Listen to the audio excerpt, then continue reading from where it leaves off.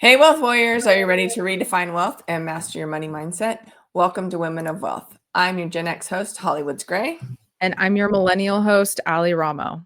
Today we have U.S. veteran, real estate, and international investor, and Yolanda Davis with three beautiful children and three beautiful books that we're going to be talking about today. So, welcome to the show. Yes, Thank you. Yolanda, I'm so excited to have you. You were my spontaneous roomie at eWomen Icon, and now we're coming full circle, and I'm glad to have you on our podcast. Can you just start off by kind of introducing yourself and a little bit about your journey to our listeners? Yeah, so a little bit about myself. I'm originally from St. Louis, the youngest of three, but grew up by myself because the two were so much older than myself, 13 and 17 years. Went into the United States Air Force, served there for almost 9 years, went into the reserve, served there a couple of years. And I was fortunate enough to get out, stay home, raise three amazing, beautiful children, started investing in real estate in 1999 and have continued to do so up until this day. I oftentimes say I'm from the Midwest, so I don't know a stranger. Yeah, that's what I live in San Diego County now, which I just love. And that's a little bit about me for now. Awesome. Well, let's dive in. And your signature talk, because you're a speaker, is called the Pivot Decision. So can you talk to us about how you came up with that name and kind of what was the epiphany behind creating that? So I'm going to say in about 2023, it just felt like there was people who were stuck. And, I have a running joke that it's so easy to see other people's stuckness, and maybe I couldn't see my own. But people appear to be stuck, and people would talk about what they were going to do, and they weren't doing it. And so, I would say, well, sometimes you just have to pivot. And people would agree with me, but they wouldn't make the decision to do so. And so I decided to marry the two words. Don't just talk about pivoting, make the decision and pivot. So it's the pivot decision inside of growing and moving on. Nice. So, That- you're sharing with us a little bit earlier about your journey. Thank you for your service. My oldest son is in the Navy right now, he's out in Norfolk, Virginia. And unfortunately, I'm not going to get to see him and his babies for Christmas, but that's okay. We're going to see him shortly after. So I was just going through our pictures from last summer and our vacation. So I'm all warm and fuzzy with my grandchildren. You have three children. Tell us a little bit about them. Are you a grandma yet? Yes, yes, yes, yes, yes. So my daughter, she is a social worker. And so she just had the second grandson 3.5 months ago. And she lives in Arizona. And my voice is changing because I live in California. And that's just too far away. So it has I certainly been know. life changing. And so, yeah, I have two. So I have a 2-year-old grandson and a 3.5-month-old grandson. And so, yeah, she's married and live in Arizona. My oldest son, he is a software developer currently living in um, Florida. And so he speaks about 6 languages. That's his hobby, majored in linguistics. And then I have my youngest son. He is, I think, a kinesiology major. I believe that's the term. And so Yeah. he does personal training and he's in retail sales with one of the large companies. Yeah. Wow, that's great. Yeah. Are you going to So be heading out to Arizona anytime this month to see those grandbabies? no, my daughter came in the first week of November. She brought the boys, and so we actually celebrated Thanksgiving early so that when she went back, her and her husband are going to head back to visit his family for Christmas. And I have to figure out if I want to go to see them in January because they live in Flagstaff, and Flagstaff is cold. Yes, it is. Yes, it is. So, Up there in the I, mountains. yeah, so I got to figure that one out. But Right on. So talking about three beautiful children and now two grandbabies, let's talk about your three beautiful books.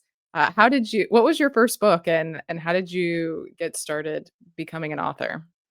so, um, actually, I've written poetry. And I actually wrote poetry when I was a young girl. So it's always been there. But as I was transitioning from married life to being single, I encountered some challenges. And so I just went back to my roots, which is really the Bible. And I was just standing firm. I was standing firm on my block, as I say, on my square of the word no, because I felt like I had so many things coming at me. And I had to develop like a very strong no, I'm not moving off this mark. And then it evolved into somehow developing that I can stand in the word of God. No. Okay. Do not come for the things that God has promised me. So the book is like in alphabetical order. So an example A says, do not come for my availability, my anointing, or my accountability. And I stood on that. And then over to the right, I put what the scripture says. So I went through the alphabets. And by the time I got to Z, do not come from my zest and do not come from my zeal, because the word of God has promised me in his word that I have that. So that's how that book was developed, for me to find strength and encouragement and a positive way to go through that major transition. And now you're wanting to kind of talk about that and become a speaker, and you've started speaking, and tell us about that journey. You made a pivot decision to start doing something. You've had experience with real estate and international real estate investing, and now you're honing in on that something. So talk to us about that. So the second book is called The Pivot Decision. And just as we were talking a little bit earlier, I had people around me who said, they were going to pivot, they were going to change, but did not. And so for me, one of the biggest things is just making the decision to do so. It doesn't have to be perfect, but make the decision to whether you're going to pivot, to whether you're going to, I want to say, change careers, whatever it is that you're going to alter, make the decision. So what happened for me after my transition, I chose to pivot. And then I found like, wow, there's something that can really come from that if you have a plan, if you have a goal. But the biggest thing for me was making the decision that I was going to pivot, and I was going to pursue and have what I wanted for myself, for my life in this season of my life. Period. I love that. So you've been able to take your life experience, turn it into this book, and you're speaking. And tell us a little bit more about when your book's coming out, who the book is for. I know you mentioned a little bit about people who are looking to make a change and they've kind of been stuck or whatnot. What are some of those signals that people would know that they're ready to start working with you? So one is when you reach a point and you say, you know what, this is not who I am. I don't want to wear this title anymore. I'm not happy in this particular position. I want to try something new. I'm ready to spread my wings. It's really people who are saying, I'm going to own my identity on my terms. And it doesn't have to be something that, is just huge. It can be subtle. I'm ready to acknowledge that thing, that push on the inside that has been nudging me and saying, you've always wanted to, whatever that to is, travel the world, start a business, leave your relationship. They're ready to have their life be authentic from the inside out, with the conversations that they've been having for years on the inside, but never have acted. How are you getting women, or you're working actually co-ed, right? It's not specifically for women. So yes or no? No. Oh, okay. It is for women. Yes. Okay. So when you're having a conversation with a woman who may not be living in their truth, like they have this dream and they can visualize it, or they can envision it, but something is stopping them, something is getting in their way. What conversation, what are some questions you're talking through these women with, to get them on the other side to make that decision? One of the questions that I start with is, if you could lean into the life that you truly desire to have, And there was nothing, no one stopping you from leaning into it and having it the way you wanted to go, what would you be doing? Who would you be? And then I just get quiet. I'm telling you, I've had the response from tears just rolling, you know, because maybe it's something that it touches it touches them deeply. So that's where I start at. And just that alone really gets the conversation going. And then from there, depending upon what they say, then we start talking about that. That's great. And it sounds like with your third book that's going to be coming out, The F in Finance, you have a lot of different ways to move women through some of those areas of finance that might be challenging as well. So usually like women need to get quiet in order to figure out what it is that they really want to do. And a lot of us are just like, especially right now, this time of year, everything's coming at us so quickly. People are getting ready to travel. I know we have a situation where we don't have our dog taken care of this year for Christmas. So he's probably coming to San Diego with us. I mean, there's all kinds of stuff that happens, right? While you're planning life. And then you start thinking, okay, how am I going to pivot to this new thing that I want to be doing or this decision that I'm going to make? And then what happens is you look at your finances. So you were talking a little bit before we got on the recording about The F is in Finance. Share a little bit more about that book and how they all kind of all work together into creating this life that you've created for yourself and then helping other women do the same. So one of the things that runs through all of the books, I feel, is being real with yourself, being authentic with yourself. If you want to say no, say no. And it's okay. If you want to pivot, as you said, Hawley, get quiet, get connected to that and pivot. When it comes to the finances, I have fun, and because I have a personality, I love to laugh. I'm, kind of silly at times, but here's the deal. I come from a family of entrepreneurs. There's some success, quite a bit of success. So what I notice is that people have these weird and strange relationships with money. And I'm like, I just need for you to assign it a meaning. And then I forget where the F came from. I know it had something to do with, I had some friends going through some things, but it's like, listen, you got to determine how you're going to fund your financial foundation and your future for your family. So when I started with that, I was like, okay, then I went to, and I was like, oh, wait, are you having fun or are you effed with your finances? I mean, and so everything that I do is really getting that woman to look at who she is in that particular moment. If it's the finances, look at them, assign your finances that they're going to be fun, they're going to be fabulous, they're going to be fantastic, and you are going to travel the world with friends, period. Okay. Or you can give it another meaning and say, I'm going to be frail and I'm going to look at them and frown and I'm going to fail. Have fun, because at the end of the day, you have what you have, but assign it some type of meaning, right? So that's where that came from. Okay. I'm just like, look, my finances are fun and it doesn't matter if I have $1, but I think because I bring that frequency to my money, it's like I get $2 instead of one. That's great. Right. So we have 3 values we work with. They are all F's as well. My husband and I. They're faith, family, and freedom. And we have thought about adding a couple more to them, like fun for sure. We definitely have fun. However, it definitely is a theme for us too, with the F's, the faith, family, and freedom.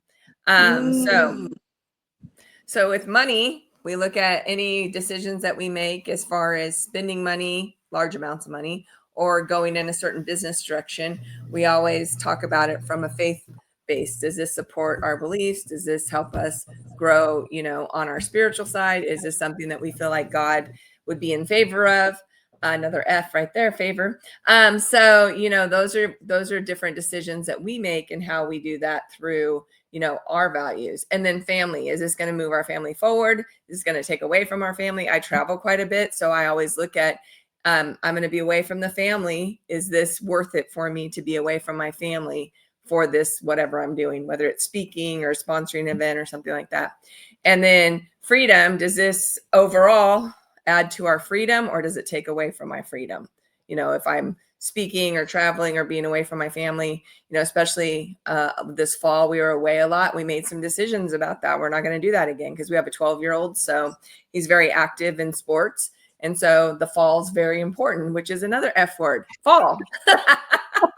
So, I mean, it's like the more you're talking about it, the more that I'm thinking like, okay, how does this apply to my life? And it's really things that I've already kind of set up a little bit, but it's a really good reminder that when those big decisions come, that could be pivot decisions, to really take into account all these different areas that could be impacted by one decision. And I don't think a lot of people do that.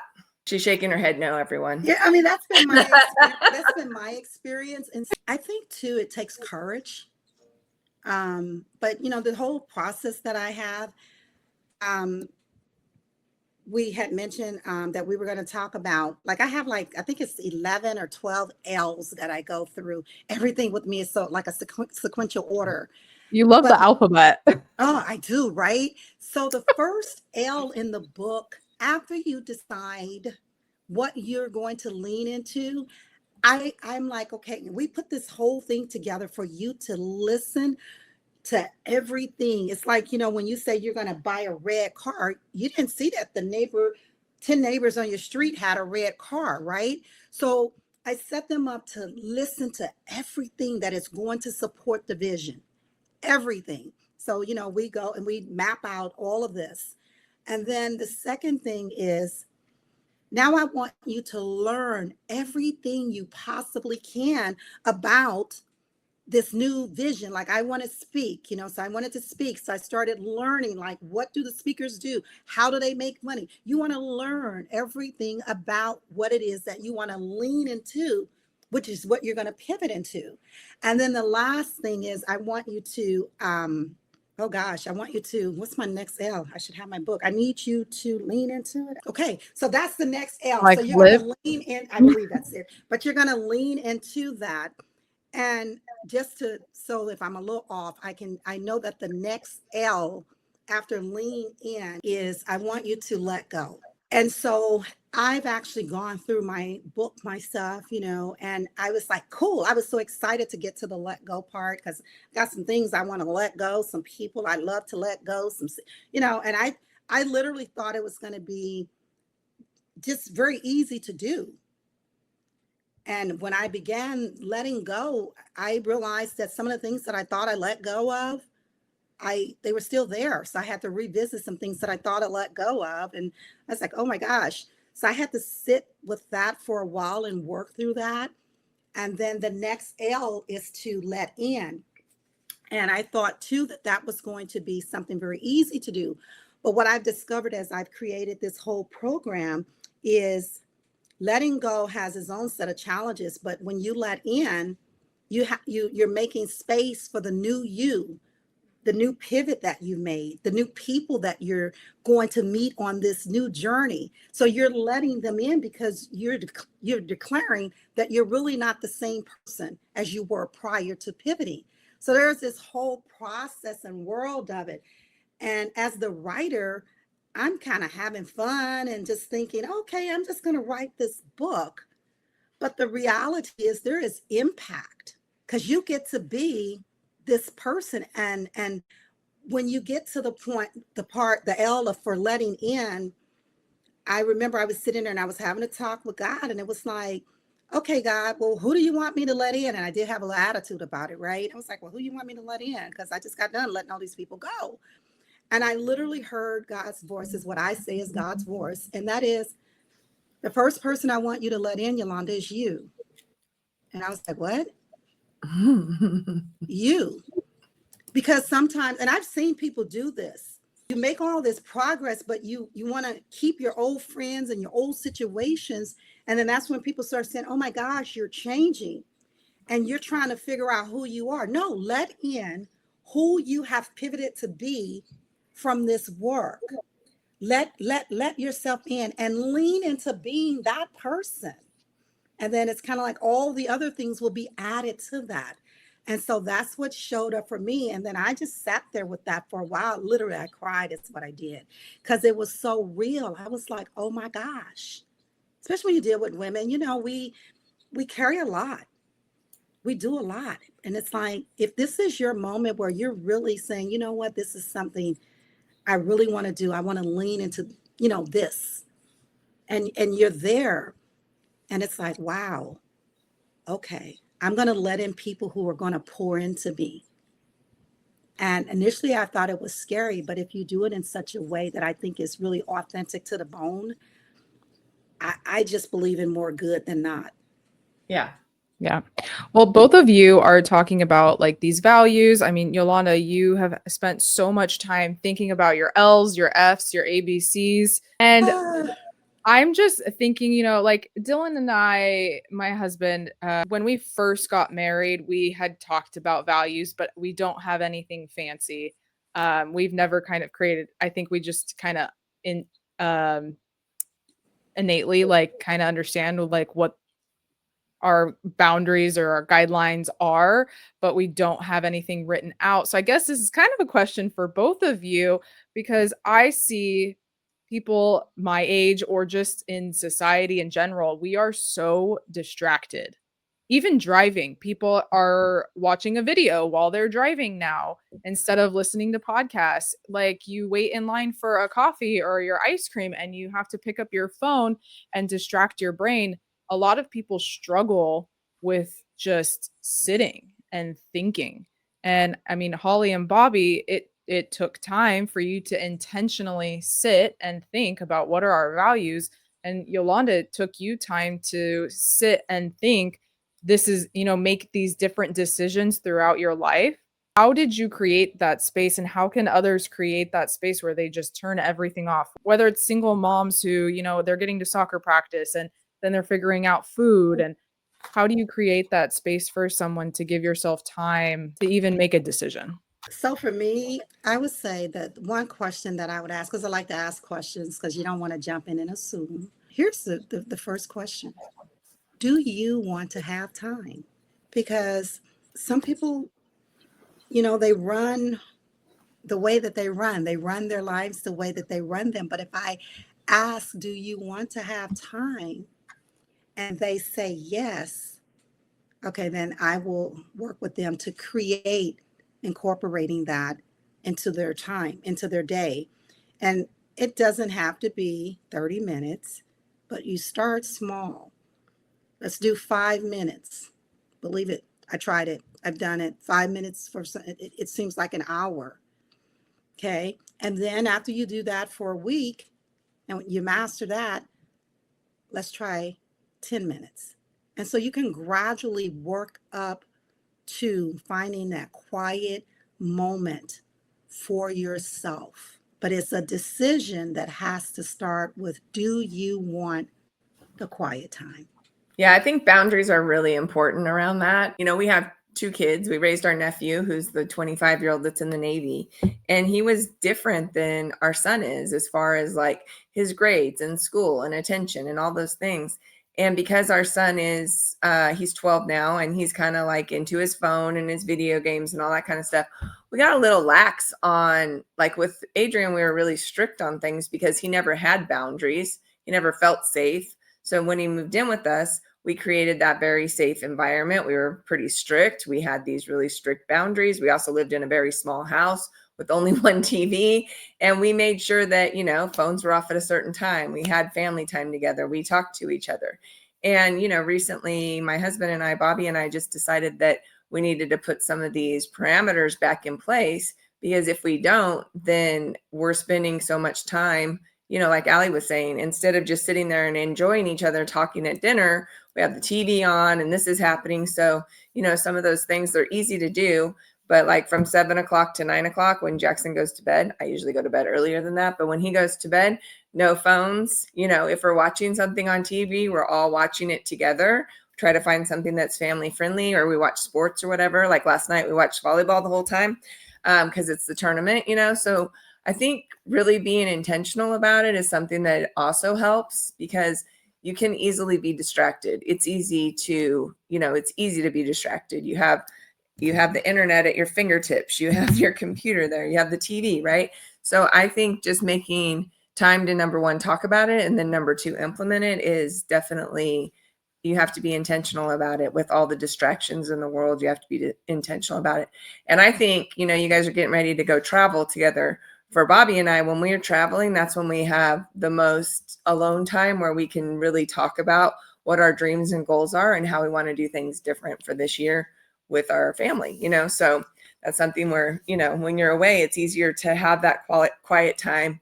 You're on an airplane, maybe you're watching a movie or whatever, but you can turn that off and talk. Or, you might just be walking somewhere. Like we were in Italy recently, and we're just walking around, and we just had some of the best conversations because we weren't distracted by anything else besides taking pictures with the phone. We weren't distracted by being on calls or being busy.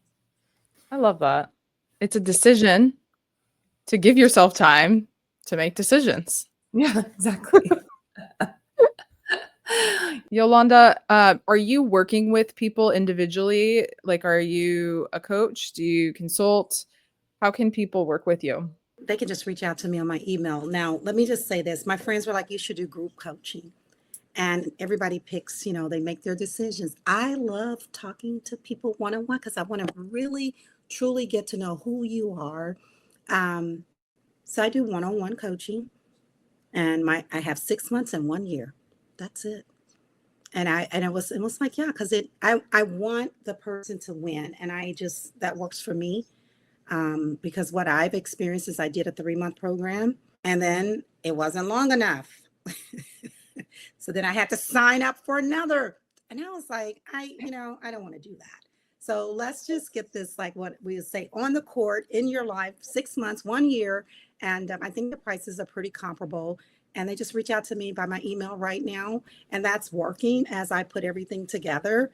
And I'm meeting like some really cool people. I've been saying this lately, right? I just love being a woman because I'm at this age. No offense, Allie, but at this age, it's like we've done a lot of things. Wait, I'm like, I don't know, Hawley. I'm like, you got some young ones?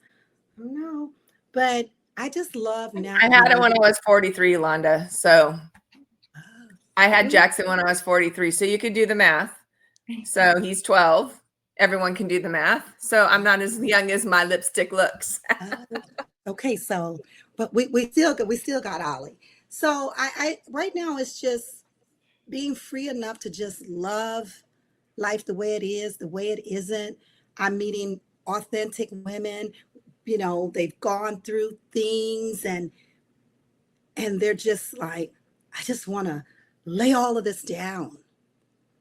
I get to do beach walks, and I'm like, what's happening? Okay, and we can be walking on the beach bitching, but we're on the beach. So in that process, you can see your feet in sand and come from a place of like, oh, I'm so grateful that I get to. So yeah, all of that is showing up for me. So it just seems like it's a great fit. Awesome. And what's that email address? It is contact Yolanda at Yahoo. Yeah, that's my personal email. And now you're going to get spam now that your personal email's out there. That's No. okay.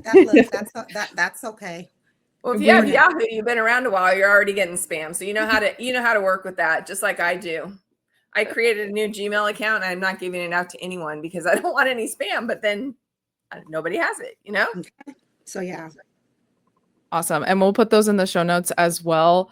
Thank you so much for sharing your insight. We are going to get ready for the lightning round. Okay. And so these are just short answers about a variety of different things. Are you ready?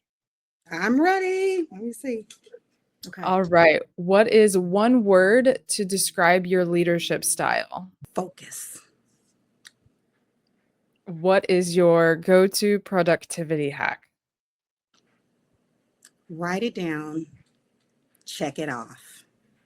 All right, where are we writing this down? Where are we writing this down at? Where are we writing it? Are you writing it in your notes on your phone, or do you write pen and paper? I am the pen and paper queen. Calendar, then I take a picture of that. Yeah, that works for me. Love it. Coffee or tea? Actually, it's both. I love coffee, and then what I do is I take the chai tea. You should try it. It's really good. Put the chai tea in there, put a little bit of milk and some honey. No need to go to any restaurant. Okay, go ahead. Favorite book, favorite business book or podcast? I'm really rocking with Brene Brown right now. I just, yeah, her vibe is just on point for me. Yes, you are not the first person to say that on our podcast. Yeah. Yeah. Or Mel Robbins. It's that energy. Yeah. They got that energy. Yep. Yeah. What is a money myth that you wish would go away forever? Now, is that for me or is that just in general? Like in general, a belief that people have about money, or That the way there's not enough of it. To me, there's not money, enough. there's not enough of it. I wish that would just go away, not ever show up in people's psyche. Amen. Ever.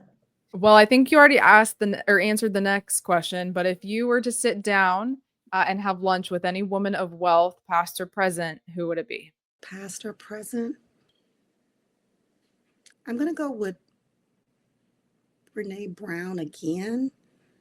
I'm just. You're allowed to. You're allowed to. Yeah. All right. She's doing it. I don't know if you heard that notification go off, but that is a sign that Brene Brown is your woman of wealth you'll have lunch with. Well, thank you so much. That concludes our lightning round. Thank you so much for sharing your light, sharing your insight and your experience with our audience. And if anything Yolanda has said interests you and you'd like to get to know her more, her email will be in the notes. And look out for her next book, F is for Finance. Thank you so much.